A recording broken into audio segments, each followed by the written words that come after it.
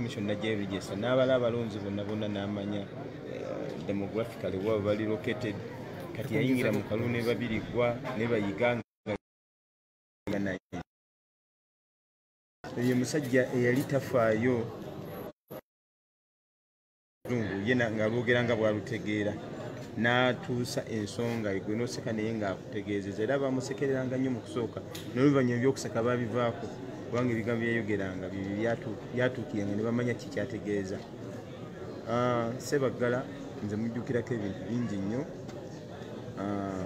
teyeryanga ntama nga ne bwabeera banna ba Democratic Party abategeeza ki ekituufu. Njukira tuwandiisa ekibiina tetukiwandiisa tukiwandiise tetukiwandiisa yasalangawo wa position gye yatekinganga yayinanga resolve y'amaanyi nnyo ku bintu byonna bye yakolanga. Yaggulawo gye lya Youth Brigade teryakomanga mu kuzoganya mu kalulu mokka n'okukakuuma wabula n'okuyonja ekibuga. Abavubuka abo bwe yateekawo Youth Brigade jjukira olunaku lumu bayonja ekibuga ne tulaba nga kyonna kyonna kiyonjo mu kiseera ekitono ennyo. Newankubadde yasanga obuzibu bungi nnyo naye tulina ebintu bye twatufaanaganya naye bingi ng'ebyobufuzi bye bifaanagana n'ebifuzi ebiriwo kati kuba olaba oluvannyuma lw'okwetooloola ennyo nga DP eremye akoze ekibiina kya Liberal Democratic Party avuddeyo yegasseko NRM oluvannyuma lw'okwetooloola ennyo yamaliriza ayingidde National Unity Platform nayingidde National Unity Platform era People Power bwe yaggya yagyegattako amangu ago bwe twafuna ekibiina kya NUP najja n'atwegattako n'afuna n'interest okwesimba okuwa mmeeya. Kitegeeza yalina nga byalaba byalinga bitateredde asobole okuma okuwa mmeeya. Ekyenjawulo kyemanyi ku Ssebaggala yali ayagaliza nnyo era olaba bwe yayimiranga political podium ye platform ye yafunanga bakansalazi abamuwagira mu Kampala wonna abalala ne bagwa bugwi naye ng'abawagidde okusinga bannabyabufuzi be tulaba kati ayimirira ne bakansala bana tafaayo bayisemu naye bannabyabufuzi abaliwo yekanga bonna bagudde azilonga ziye nga bamuwagidde naye Ssebaggala yagambanga nti wano tulinawo ono kigambo yagiranga ku kigambo kya People Power lwakuba kyali tekinatuuka kwatuuka naye ye yakigirangako kubanga yasinziranga ku bantu kikyabakola kibagamba. Tumujjukira nnyo okuba nti abadde musajja abeera smart ennyo ate nga muyonjo nnyo era nga bw'aba atuuka awantu wetegereza ekkooti ye teyeefunya abadde musajja mumalirivu.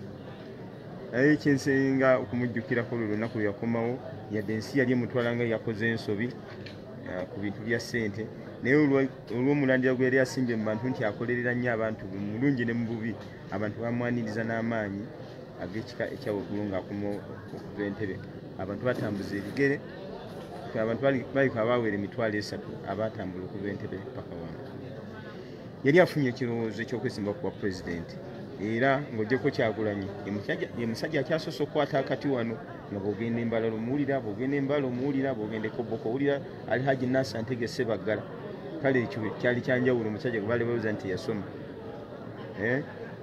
era abantu batandika okumukkiririzaamu. Yali aleese shepu empya mu byobufuzi n'amaanyi. Kizza Besigye ge yasitukirako ne FDC gaali Nasser Ntege Ssebaggala oluvannyuma lw'okumulemesa ntina talina biwandiiko ye yalagira nti nno kati atudde ku Kizza Besigye era ojjukira oluyimba lw'abantu abayimbanga nti Hajji alagidde. Kakati omusajja ono alina ebyokujjukirwako bingi nnyo. Tujjamu misinga nnyo kubanga kizibu nnyo okuzzaawo omusajja nga Ssebaggala. Nze kyemujjukirako nze ng'omuntu nga tumaze omukubira kampeyini wano mu kibuga neetooloola omwezi mulamba nga sibufiibwako mu KCC awo naye olumu nagendayo nandaba nampita nti mwami Nyanzi jangu ne musajja muto nayingira mu ofiisi yava mu ntebe y'owa mmeeya najja n'asika akatebe nange nasika akatebe nankwata mu ngalo naŋŋamba nti mwami Nyanzi ogamba otya ne mu bulya kye nali njagala nawandikirawo ebbaluwa naŋŋamba genda okole. Kati ebisigadde byonna yali amanyi okugaba obuyinza nga wakugabira obuyinza aba bukuwadde ate nga asuubira okumubuulira ebifaayo. So si abantu abamu n'akuwa obuyinza ate n'atuma abantu abalala. Ssebaggala yalinanga resolve mu ekyo. So tunamujjukira ng'omusajja abadde omulungi. First of all abadde tasosola mu madiini mu mawanga nga buli muntu akolagana naye mu mbeera ennungi. Ebyamusobako byonna byonna bye bisoba ku mukulembeze yenna yenna omulala. Naye Alhaji nze mujjukirako ebintu bingi nnyo nnyo nnyo. Abadde ayagala nnyo oluyimba naye nze wendi Mukama yampa. Oluyimba lwabadde alwagala nnyo era nga bwe tusinkana oba nga tuli mu mmotoka ye nga lwateekako. Abadde mukwano gwa Kyagulanyi mu bayimbi bonna abadde ayagala nnyo Bobi.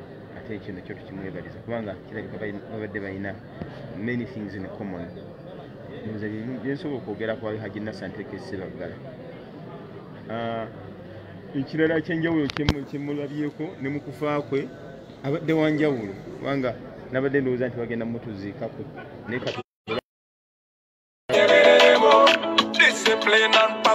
bwati bwe yalaama ekiraamo kye kirabika kisinziza ku ddiini y'amaanyi. Kati kino kyo kyafaayo obulamu bwa Alhaji Nassantege Ssebaggala. Omulwanirizi w'eddembe maliriza nga ngamba nti nno abavubuka bangi bakoppe abasike oba bafuule Alhaji Nassantege Ssebaggala ekyokulabirako. Abantu nga bano bandibadde bawandiikibwa mu bitabo nti basobola okukola ebyafaayo ne batatwala lulimi ng'ekikulu okulemesa ebintu ebirala byonna kubanga olaba mu palamenti abantu abamu batya okwennyonnyolako n'okubaako bye boogera olw'okuba just olulimi. Ssebaggala ebyebibadde tebimukwatako ng'olulimi aluvugira bakuyita kuvuga kataka ng'aluvuga nga bwe luli era nga bw'abadde aluwulira era bwadda mu Luganda annyonnyola ekintu n'okitegeera. Tujja mujjukiranga era kinajjukirwanga nti abadde musajja w'amaanyi. Mwebale nnyo ebyensobola okwogera ndoza bibamala.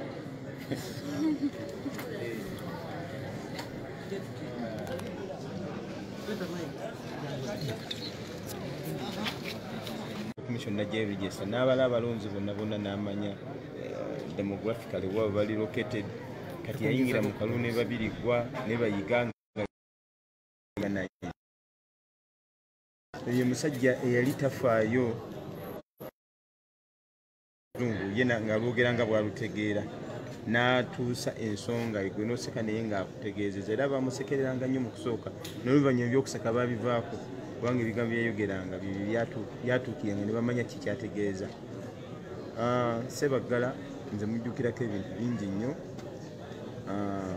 Teyeeryanga ntama nga ne bwabeera banna badde mu pate abategeeza ki ekituufu. Mujjukira tuwandiisa ekibiina tetukiwandiisa tetukiwandiisa yasalangawo wa position gye yateekinganga. Yalinanga resolve y'amaanyi nnyo ku bintu byonna bye yakolanga. Yaggulawo gye lya Youth Brigade teryakomanga mu kuzoganya mu kalulu mokka n'okukakuuma wabula n'okuyonja ekibuga. Abavubuka abo bwe yateekawo Youth Brigade jjukira olunaku lumu bayonja ekibuga ne tulaba nga kyonna kiyonjo mu kiseera ekitono ennyo. Newankubadde yasanga obuzibu bungi nnyo naye tulina ebintu bye tuba tufaanaganya naye bingi ng'ebyobufuzi bye bifaanagana n'ebifuzi ebiriwo kati kuba olaba oluvannyuma lw'okwetooloola ennyo nga DP eremye akoze ekibiina kya Liberal Democratic Party avuddeyo yegasseko NRM. Oluvannyuma lw'okwetooloola ennyo yamaliriza ayingidde National Unity Platform era People Power bwe yajja yagyegattako amangu ago. Bwe twafuna ekibiina kya NUP najja n'atwegattako n'afuna n'interest okwesimba okuba mmeeya. Kitegeeza yalinanga byalaba byalinga bitateredde asobole okuma okuba mmeeya.